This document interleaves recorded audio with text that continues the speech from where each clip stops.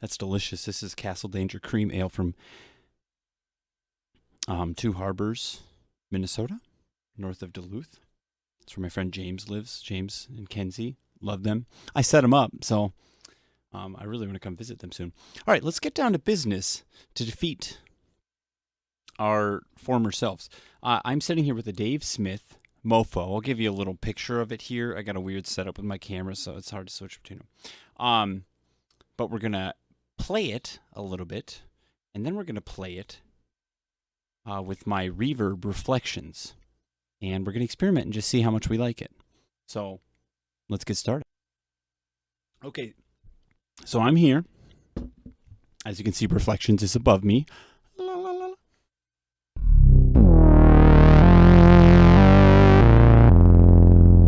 So this is going through the Mofo. It's an analog synthesizer, so I'm passing in the MIDI values, and then it's coming out through the Mofo. Let me just start recording on that so I can do a little splicing. So this is the Mofo. You can it has a nice button here to test things out, which you need because it does not come with a keyboard. The Mofo does not have a keyboard, but it does receive MIDI from a MIDI 5-pin, which I've hooked up to my Focusrite USB, which is then going to be generated. Well, it's passing the MIDI values from this MIDI controller, and you might say, Ryan, why don't you just pass a 5-pin from your Oxygen 61? But it only has USB out, and I could probably get it there still, because I have, oh, here it is. I have this multi-port for MIDI with the USB, but the Oxygen also gets power from its USB, so that wouldn't work. Anyways, so this is the rig I use to set this up, but let's say you don't want to use the keyboard. We could just program some stuff. As you see here, I have a MIDI clip above or behind Reflections. Excuse me, that beer is going right to my burp mechanism. I bet you know what? I'm going to do this here.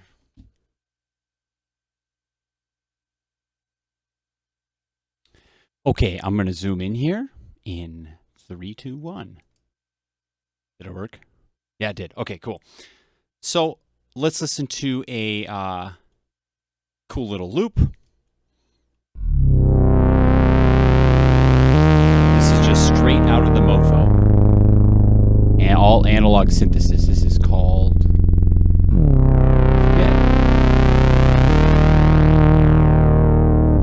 And originally, to show you Reflections, I was going to put just a little bit on, but then I'm like, well, let's crank it up. It actually sounds really good. Ready?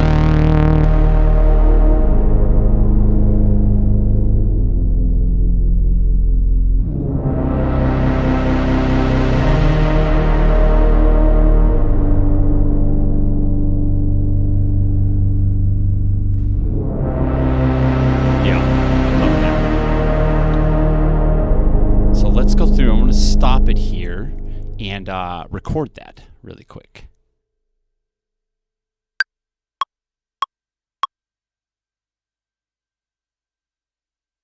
Oops.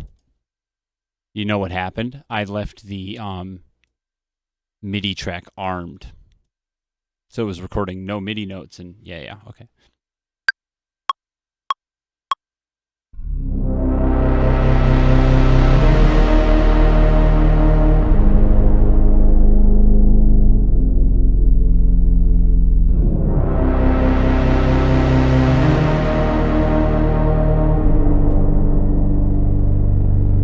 Pretty epic, isn't it? Okay. So there's an idea with some bass using Reflections. I think it sounds powerful. Feature in OBS. Okay, so Reflections is a delay and it is a reverb. Such a thing. Fender actually released a pedal. I think they copied me. And it's funny because So, well, I'm getting ahead of myself. Okay, I'm going to leave this in because you need to know who I am.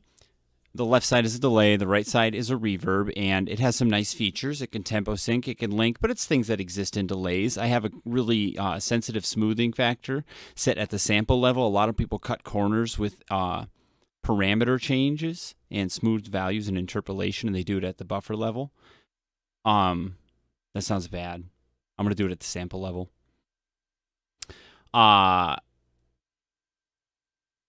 Then the reverb has a freeze function. I'll be honest, this is all just things Juice has built in. I did a custom algorithm, and I might make it that programmable, like how many comb filters you want and stuff. That might be kind of cool. The freeze function as well is really nice.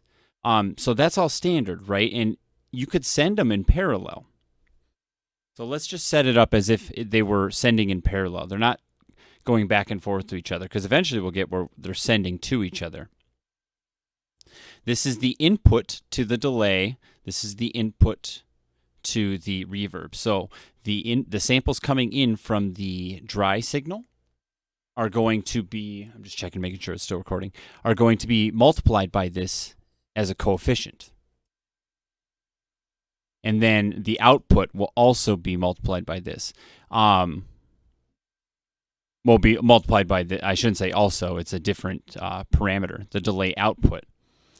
And then the delay send is the coefficient with which that multiplies against the sample that's being sent over to the opposing processor. So this delay send and verb send, that's the weird part. This part should be straightforward. Then the mix is just obviously dry wet. So we can do configurations where we send from the delay. Maybe we could do this. We'll do no dry input. So it's only getting it from the delay. We're going to send it over at a pretty high level. And we're going to output pretty high. In fact, we could even turn the delay down almost to the bottom. And I won't do too much verb send. I will warn you, you can get some strong comb filtering and quick feedback loops if you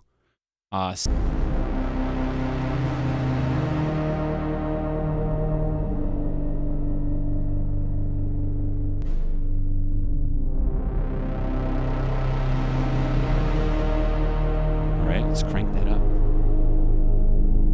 So obviously we're hearing still a lot of reverb because it's being sent over from the delay. I got to turn up the dry input as well.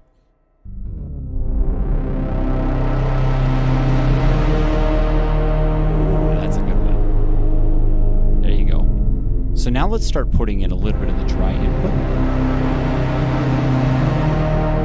And it's going to blur with the delayed dry input that's coming from the delay line over here. Can you hear that ringing that's developing?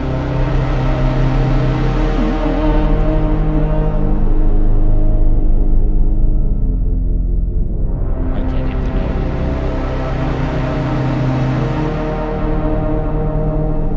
note. Yeah, so it'll start comb filtering pretty aggressively. We could do the inverse of it. I tend to do this more often where delay sends to the reverb, but let's try sending from the reverb to the delay. Because you get like chunky. Oh, this would be cool. Okay. Here's what we're going to do. All dry into the reverb. No output from the reverb. All send from the reverb. Sorry, I should not drink a beer while I'm recording one of these. Delay output's going to be pretty high. Delay's not going to really get much dry input. And so what I'm hoping is that blurry, long, continuous tail of the reverb is going to be chopped up into delay. But I guess the delays don't have space between them, but let's hear it.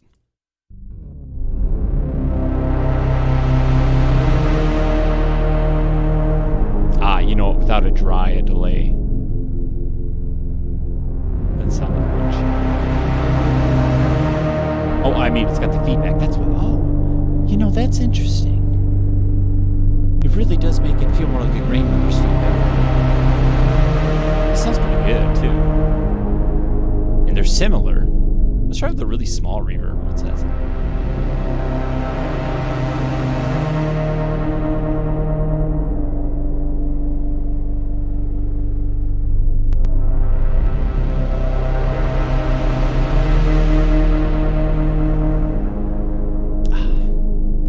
Quite satisfied. So,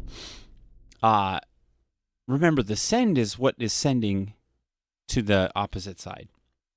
I got this idea, like let me show you just in Ableton. You can do this with their reverbs and stuff, right? So you got a bus. Well, let me get. Okay, so look above me here. Basically what it's doing is you have a delay. Someone's coming down too. Someone might walk in on us.